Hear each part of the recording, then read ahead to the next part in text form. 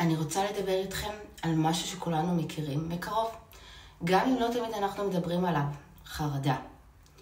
יש לי תחושה שרבים מאיתנו מתמודדים עם חרדה, וזה יכול להיות מאוד בודד.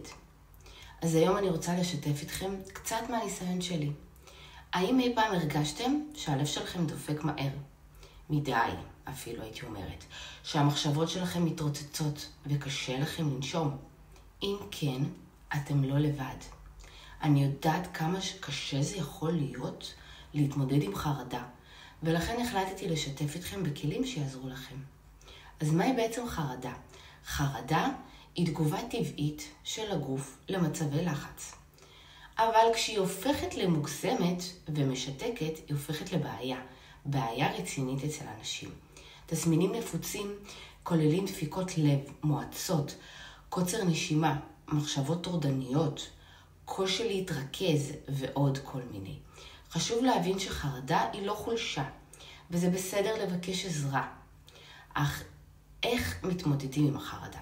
יש כל מיני כלים שיכולים לעזור. אני רוצה לדבר איתכם על כמה מהם. הראשון זה נשימות.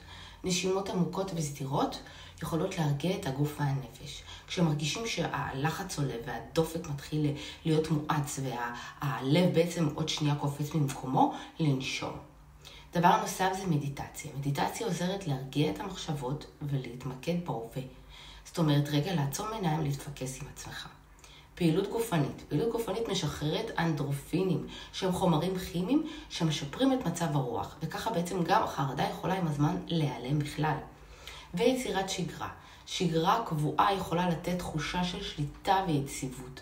ושיחה עם חברים, משפחה, שיתוף, תשתפו אותם ברגשות. הם אנשים שיכולים להקל על החרדה שלכם, לעזור לכם ולהיות שם בשבילכם. ודבר נוסף אחרון, כתיבת יומן. כתיבה על הרגשות והמחשבות יכולה לעזור לכם להתמודד איתם, לאבד אותם, להבין אותם יותר לעומק. לפעמים הכלים האלה לא מספקים, וחשוב לפנות לעזרה מקצועית. פסיכולוג או מטפל יכולים לעזור לכם להבין את שורש הבעיה, למה יש חרדה, ולפתח אסטרטגיות התמודדות יעילה. אל תהססו לפנות לעזרה. זה סימן של חוזק, זה ממש לא חולשה, אתם תהיו חזקים בעצמכם. זכרו, אתם לא לבד.